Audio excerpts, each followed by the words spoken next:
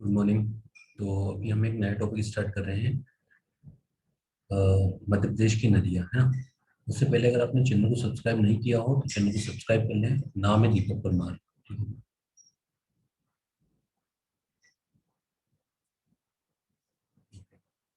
तो ये है मध्य प्रदेश की नदियों के बारे में बात कर रहे हैं। तो मध्य प्रदेश की नदियाँ है ना। तो मध्य प्रदेश में जो देखो, मध्य प्रदेश में जो बड़ी बड़ी नदियाँ उनके बारे में हम बात करें तो सबसे बड़ी नदी कौन सी है? मध्य प्रदेश की सबसे बड़ी है नर्मदा नदी है ना। 1312 किलोमीटर। दूसरे नंबर पे जो आती है वो आती है चंबल नदी। ठीक है। नर्मदा हो गया, चंबल हो गया। तीसरे नंबर पर जो नंबर आता है वो सोन नदी का नंबर आता है। सोन नदी। तो ये मुख्य नदियां हैं जो कि बड़ी नदियां हैं। ठीक है। अच्छा, ये जो नर्मदा नदी है ये भारत की 5वें नंबर की नदी है, मतलब 5वीं सबसे बड़ी नदी है। पहली हो गई ब्रह्मपुत्र, गंगा। गंगा ब्रह्मपुत्र हो गया। ठीक है। यमुना हो गया, गोदावरी हो गया, और फिर ये नर्मदा। नर्मदा जो है भारत की 5वीं सबसे बड़ी नदी होती है। अच्छा, मध्य प्रदेश के बारे में कुछ नदियों के बारे में देखते हैं। तो मध्य प्रदेश जो है उसको नदियों का मायका भी कहा जाता है। क्या बोला जाता है इसको? नदियों का मायका। ठीक है। नदियों का मायका क्यों कहा जाता है? क्योंकि यहाँ पे बहुत ज्यादा नदियां हैं। मतलब पूरे भारत में सबसे ज्यादा नदियां अगर कहीं पे है तो मध्य प्रदेश में है। ठीक है। अच्छा, मध्य प्रदेश की गंगा किसको बोलते हैं? मध्य प्रदेश की गंगा। तो मध्य प्रदेश की गंगा बोलते हैं बेतवा नदी को, है ना। और बेतवा नदी को क्यों बोलते हैं? क्योंकि यहाँ प्रदूषण सबसे ज्यादा है बेतवा नदी में। प्रदूषण के आधार पर अगर किसी को मध्य प्रदेश की गंगा बोलते हैं तो कौन सी है? बेतवा नदी है। ठीक है। दूसरा है मालवा की गंगा। मालवा की गंगा किसको बोलते हैं? तो मालवा की गंगा जो बोलते हैं शिप्रा नदी को बोलते हैं। शिप्रा नदी को, शिप्रा नदी को बोलते हैं। तो मालवा, मालवा रीजन ये वाला है, इस वाले रीजन में इन दोनों वाला, इसको बोलते हैं मालवा की गंगा, शिप्रा नदी को बोलते हैं। और नर्मदा के बारे में हम बता चुके हैं कि नर्मदा जो है वो भारत की क्या है? 5वीं बड़ी नदी है। जैसे नर्मदा नदी में एक और खासियत है। नर्मदा नदी है ना, भारत के उत्तरी तथा दक्षिण भाग के बीच विभाजक रेखा भी काम करती है। मतलब अगर हमारा पूरा भारत ये है तो इस भारत में ये वाला जो नर्मदा नदी है उत्तरी भाग को दक्षिणी भाग को विभाजित भी करती है। मध्य प्रदेश का जो सबसे लंबा बांध बना है, सबसे लंबा बांध, वो उस पे बांध बना है। मध्य प्रदेश का सबसे लंबा बांध, तो लंबा बांध जो बना है वो तवा नदी पर बना है। तो जो तवा नदी है वो किसकी सहायक नदी है? तो तवा नदी है वो नर्मदा नदी की सहायक नदी है। अच्छा, तवा नदी कहाँ से निकलती है? तो तवा नदी होशंगाबाद से निकलती है ना। और अच्छा, सबसे बड़ा पुल कौन सा है ना? सबसे लंबा पुल क्या है? मध्य प्रदेश का सबसे लंबा पुल तवा है। लेकिन अगर भारत के सबसे लंबे पुल की बात करें तो सिंध नदी पर है। ठीक है। कौन सी नदी पर? सिंध नदी पर सबसे लंबा पुल, सिंध नदी पर। और ये कितना है? 2500 मीटर है। ओके। और कुछ इंपोर्टेंट इन्फॉर्मेशन लिखते पहले तो। अच्छा, तवा बांध की लंबाई कितनी है? तो ये तवा बांध जो है वो 1322 मीटर है। देखो, सिंध नदी पर जो बांध बना हुआ है उसकी लंबाई है 2500 मीटर। और जो ये तवा नदी पर बना हुआ है ये है 1322 मीटर। लेकिन मध्य प्रदेश का सबसे बड़ा बांध कौन सा है? तवा नदी पर है। ठीक है। अच्छा, एक और चीज है, वर्धा और बेनगंगा का जो संगम होता है, वर्धा नदी और बेनगंगा, वर्धा और बेनगंगा नदी का जो संगम होता है उस जगह को हम बोलते हैं प्राणहिता। प्राणहिता। ठीक है। अच्छा, ये बेनगंगा जो है ये तो यहाँ से निकलती है इधर ना, ये पार्ट दिख रहा है। वर्धा नदी कहाँ की है? महाराष्ट्र की है। तो ये दोनों जहाँ पे मिलती है उस जगह को हम बोलते हैं प्राणहिता। ठीक है। मध्य प्रदेश की 4 सबसे बड़ी नदियों के नाम बात करें तो 3 का तो मैं बता ही चुका हूँ। नर्मदा नदी हो गया, चंबल नदी हो गया, ठीक है, सोन नदी हो गया, और एक और होती है ताप्ती। कौन सी? 4th नंबर की। तो ये ताप्ती नदी है। नदियों को, है ना, जीवन रेखा कहलाती है। मध्य प्रदेश की जो जीवन रेखा है या गुजरात की जो जीवन रेखा है वो नर्मदा नदी है। ठीक है। अच्छा, विश्व में सबसे ज्यादा नदियां कहाँ पर प्रवाहित होती है? तो अगर पूरे वर्ल्ड की बात करें तो पूरे वर्ल्ड में सबसे ज्यादा नदियां जो है वो कहाँ पर है? भारत में है। भारत में है ना। अच्छा, मध्य प्रदेश में जो भी नदियां प्रवाहित होती है वो किस टाइप की नदियां हैं? तो मध्य प्रदेश में जो नदियां प्रवाहित होती है वो प्रायद्वीपीय प्रकार की नदियां हैं। प्रायद्वीपीय नदियां हैं। सॉरी, मध्य प्रदेश में जो प्रवाहित नदियां होती है कैसी है? प्रायद्वीपीय नदियां हैं। प्रायद्वीपीय मतलब प्रायद्वीपीय पठार जो होता है तीनों ओर से समुद्र से घिरा होता है, ये भी एक लैंड लॉक है। इसमें जो भी नदियां प्रभावित होगी वो प्रायद्वीप नदियां होगी। ठीक है। अच्छा, ये यहाँ से अमरकंटक जो अनूपपुर है, ये जो दिख रहा है अनूपपुर जिला, अनूपपुर जिला में अमरकंटक है। और अमरकंटक से दो नदियों का उद्गम होता है। कौन कौन सी दो नदियाँ? एक तो हमारी नर्मदा नदी है, दूसरी एक सोन नदी। ठीक है, इनमें सिर्फ 3 किलोमीटर के डिफरेंस में दो नदियों का उद्गम हो जाता है। कौन कौन सी? एक तो नर्मदा हो गया, और दूसरी हो गई सोन नदी। अच्छा, मध्य प्रदेश की सोन नदी को स्वर्ण नदी भी बोलते हैं, है ना? क्योंकि ऐसा माना जाता था कि वहाँ जो रेत है ना, उस रेत में सोना मिलता था। तो इसीलिए जो स्वर्ण नदी है या सोन नदी है, उसको स्वर्ण नदी भी बोलते हैं। चंबल नदी का प्राचीन नाम अगर हम बात करें तो चरमावती था, है ना? और इसके बारे में हम आगे थोड़ा अच्छे से डिटेल में पढ़ेंगे। ठीक है। एक और चीज़ है, जो नर्मदा नदी है वो डेल्टा नहीं बनाती है। मध्य प्रदेश में जो नर्मदा नदी है वो डेल्टा नहीं बनाती, ताप्ती भी डेल्टा नहीं बनाती है। डेल्टा क्या होता है? देखो, डेल्टा अगर बनाती है तो जैसे ये नदी आ रही है तो ऐसे फैल जाएगी, है ना? जब समुद्र में मिलती है तो ये फैल जाती है, तो उसको बोलते हैं डेल्टा। तो डायरेक्टली अगर मिल जाए तो उसको बोलते हैं एस्चुरी। तो नर्मदा नदी और जो ताप्ती नदी है वो क्या है? डेल्टा नहीं बनाती है। नर्मदा और ताप्ती में एक खासियत होती है, पूर्व से पश्चिम की ओर जाती है, मतलब इस डायरेक्शन से इस डायरेक्शन में प्रवाहित होती है नर्मदा ताप्ती। और तीसरी नदी भी है माही नदी, है ना?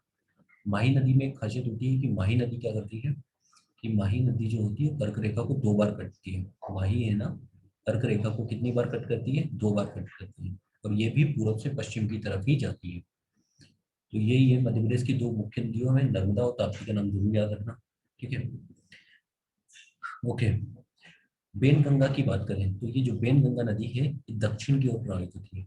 कैसे होती है? बेन गंगा नदी दक्षिण की तरफ प्रवाहित होती है। और बेन गंगा और वर्धा का जो मिलन स्थल है उसको बोलते हैं प्राणहिता। ठीक है। अच्छा, मध्य प्रदेश का सबसे ऊंचा जो वाटरफॉल है वो कौन सा है? सबसे ऊंचा वाटरफॉल, सबसे ऊंचा वाटरफॉल, वाटरफॉल या फिर जलप्रपात भी बोल देते हैं, तो ये है चचाई वाटरफॉल। चचाई। ठीक है। और ये चचाई जो है बीहड़ नदी पर है। बीहड़, बीहड़ नदी कहाँ पर है ये? इस वाटरफॉल की बात करें तो ये रीवा जिले में पड़ता है। कौन से जिले में पड़ता है? रीवा में। रीवा कहाँ पे? ये वाला पार्ट है रीवा। तो यहाँ पर है वाटरफॉल, चचाई वाटरफॉल। 130 मीटर है ये, 130 मीटर है। मध्य प्रदेश का सबसे ऊंचा है। ओके। अच्छा, कुछ नदियों के नाम हैं जो कि, अच्छा एक और नाम है जैसे ताप्ती नदी है ना, ये ताप्ती नदी का एक खासियत होती है ताप्ती नदी की, भगवान सूर्यदेव है ना, भगवान सूर्यदेव, उनकी पुत्री के रूप में भगवान सूर्यदेव है ना, सूर्यदेव की पुत्री भी बोला जाता है इनको। भगवान सूर्यदेव की पुत्री भी बोला जाता है इसको।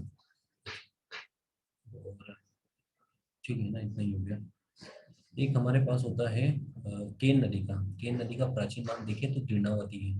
ठीक है। टोंस नदी का प्राचीन नाम अगर हम देखें तो तमसा है, तमसा। ठीक है। बेन गंगा जो है ना उसका उल्लेख महाभारत में भी किया गया है, बेन गंगा नदी का उल्लेख है। अब हम सीक्वेंस में एक एक नदी के बारे में थोड़ा सा डिटेल में पूछते हैं। पहले हम बात करते हैं नर्मदा नदी के बारे में। सबसे इम्पोर्टेंट नदी है नर्मदा नदी। ठीक है। अच्छा, ये जो नर्मदा नदी है, ये नर्मदा शब्द कहाँ से आया? तो ये नर्मदा जो है वो एक संस्कृत शब्द है। कैसा शब्द है? संस्कृत शब्द है। और इसका मतलब कितना होता है? इसका मतलब होता है खुशी का दाता, खुशी का दाता, गिवर ऑफ प्लेजर। ठीक है। तो संस्कृत शब्द है नर्मदा और इसका मतलब होता है खुशी का दाता, गिवर ऑफ प्लेजर, ये बोल सकते हैं। मध्य प्रदेश की जीवन रेखा जो किसको बोलते हैं? तो नर्मदा नदी को जीवन रेखा बोलते हैं। और ये भारत की 5वीं सबसे बड़ी नदी है ना? नर्मदा नदी का जो पुराणों में है, नर्मदा पुराण के नाम से भी जाना जाता है। मतलब नर्मदा नदी पर एक पुराण भी बनाई है। कौन सी पुराण है? तो उस पुराण का नाम है नर्मदा पुराण। ठीक है। अच्छा, इसके और भी नाम है नर्मदा नदी के। क्या क्या नाम है? कुछ नाम है जिनका नाम इम्पोर्टेंट है। तो रेवा नाम है इसका। ठीक है। मेकल सूत, मेकल सूता, मेकल सूता नाम है इसका। संकरी, ये भी नाम है इसका। अच्छा, एक भूगोलविद टॉलमी थे है ना, भूगोल के ज्ञाता थे टॉलमी। इन्होंने इसको एक नया नाम दिया था। इन्होंने इनको इसको नाम दिया था नर्मदा नदी को नामोदास, नामोदास, नामोदास भी नाम दिया था इन्होंने। ठीक। जो सबसे पुरानी जो नदी है ठीक है, पांचवी बड़ी नदी है भारत की, लेकिन सबसे पुरानी नदियां हैं जहाँ पर सभ्यता का विकास हुआ था। जो पुरानी सभ्यता है वो नर्मदा के किनारे ही बसी हुई थी, तो सबसे पुरानी नदियों में नाम है तो नर्मदा नदी का ही नाम है। ठीक है। अच्छा, नर्मदा नदी निकलती कहाँ से है? तो नर्मदा नदी ये जो अनूपपुर जिले है, अनूपपुर जिले के अमरकंटक से अनूपपुर जिले के अमरकंटक से प्रवाहित होती है। और कितनी लंबाई है इसकी? 1312 किलोमीटर है जी। 1312 किलोमीटर है। इसमें मध्य प्रदेश में कितना प्रवाहित होती है? तो 1312 किलोमीटर में से 1077 किलोमीटर जो है ये मध्य प्रदेश में प्रवाहित होती है। और बाकी का जो है ये आपका महाराष्ट्र और गुजरात में प्रवाहित होता है। ठीक है। अच्छा, एक और चीज है, जैसे प्रदूषण के आधार पर मध्य प्रदेश की गंगा किसको बोलते हैं? तो बेतवा नदी को बोलते हैं। इसी टाइप से पवित्रता के आधार पर अगर हम मध्य प्रदेश की गंगा किसी को बोलेंगे, तो पवित्रता के आधार पर मध्य प्रदेश की जो गंगा है वो नर्मदा नदी है। पवित्रता के आधार पर मध्य प्रदेश की गंगा कौन सी नदी है? तो ये हमारी है नर्मदा नदी है। ठीक है। और इसका नर्मदा नदी का जो अफवाह तंत्र है ना, नर्मदा नदी का जो अफवाह तंत्र है, नदी अफवाह प्रतिरूप, नर्मदा नदी का अफवाह प्रतिरूप जो है वो कैसा है? वृक्षाप, वृक्षाप प्रणाली का है। वृक्षाप प्रणाली का कैसा है? जैसे ये नर्मदा नदी यहाँ से निकली अमरकंटक से और ऐसे प्रभावित हुई, तो वृक्षाप प्रणाली का है, यानी इसमें बहुत सारी छोटी छोटी नदी आके मिल जाती है। ठीक है। 41 इसकी सहायक नदी है, उनमें से 19 जो है वो दाएं तट से मिलती है, और जो 21 है वो कहाँ से मिलती है? बाएं तट से मिलती है। तो यहाँ से हमारा दिखाई देता है। तो 41 इसकी सहायक नदियां हैं, 22 दाएं तट से मिलती है। ओके, इसीलिए ये जो वृक्षा प्रणाली बोलते हैं इसको, क्योंकि इस टाइप का दिखता है, वृक्ष की जो डाली होती है उसके जैसा दिखता है ये ना। ओके। अच्छा, जो 41 नदियां हैं उनमें से जो 39 नदियां हैं, 41 सहायक नदियां, उसमें से जो 39 नदियां हैं वो मध्य प्रदेश से ही निकलती है, और मध्य प्रदेश की सीमा ही में ही मिल जाती है नर्मदा से। और बाकी की जो दो नदियां हैं, है ना, जो दो नदियां वो क्या है, गुजरात की सीमा में मिलती है, मतलब मिलती है नर्मदा से, लेकिन ये मध्य प्रदेश में नहीं मिलती है। ये कहाँ मिलती है? गुजरात में जाके मिलती है। ठीक है। ओके। अच्छा, इस पे बहुत सारे इस पे क्या हो रहा है कि अच्छा, मध्य प्रदेश का जो अफवाह तंत्र है, मध्य प्रदेश का अफवाह तंत्र कितना है? तो 93,180 स्क्वायर किलोमीटर, इतना पानी है इसमें। और इस पानी का 90% जो है वो मध्य प्रदेश यूज करता है। ठीक है, 90% जो पानी है वो मध्य प्रदेश यूज करेगा। इसका जो 8% है वो गुजरात यूज करता है, बाकी का इसका यूज करता है महाराष्ट्र यूज करता है। ठीक है। दूसरा, अच्छा, कालिदास का एक ग्रंथ है, कौन सा है कालिदास का एक ग्रंथ? तो कालिदास का एक ग्रंथ है मेघदूतम। क्या नाम है? मेघदूतम ग्रंथ। मेघदूतम ग्रंथ जो है उसमें अमरकंटक के सौंदर्य का चित्रण किया गया है। ठीक है। मेघदूतम ग्रंथ है जिसमें किसका चित्रण किया गया है? तो अमरकंटक, उसके सौंदर्य का चित्रण किया गया है। ठीक है। एक और चीजें अगर पूछ लिया जाए, नर्मदा नदी का जो वहाक है, मतलब जैसे भगवान शंकर का जो वहाक है वो गाय है, बेल है, बेल है ना। इसी टाइप से अगर आपसे पूछा जाए, जैसे यमराज का वाहक कौन है? तो भैंसा है। तो अगर आपसे पूछा जाए कि नर्मदा नदी का जो वहाक है वो क्या है, तो नर्मदा नदी का वहाक जो है वो मगरमच्छ है। मगरमच्छ है। मगरमच्छ को नर्मदा नदी का वाहक माना जाता है। दूसरा, हम बता चुके हैं कि ये डेल्टा नहीं बनाती है ना, डायरेक्टली मिलती है ये, जैसे फैल के नहीं मिलती है, तो डेल्टा नहीं बनाती है, एस्चुरी का निर्माण करती है। अच्छा, नर्मदा नदी का जहाँ उद्गम होता है अमरकंटक, है ना, वहीं से मतलब 8 किलोमीटर के अंतराल पे दो जलप्रपात है। कौन कौन से दो जलप्रपात है नर्मदा नदी पर? तो अमरकंटक की बात कर रहा हूँ मैं, कपिल धारा, ये सिर्फ 8 किलोमीटर के डिफरेंस पर है, कपिल धारा जलप्रपात है। और एक और है दुग्ध धारा जलप्रपात। कपिल धारा और दुग्ध धारा जलप्रपात, ये दो जलप्रपात है जो कि 5 किलोमीटर के अंतराल पर मिल जाते हैं। ठीक है, ये कहाँ पर? ये दोनों ही अमरकंटक में 8 किलोमीटर के अंतराल पे मिल जाते हैं। अच्छा, और भी जलप्रपात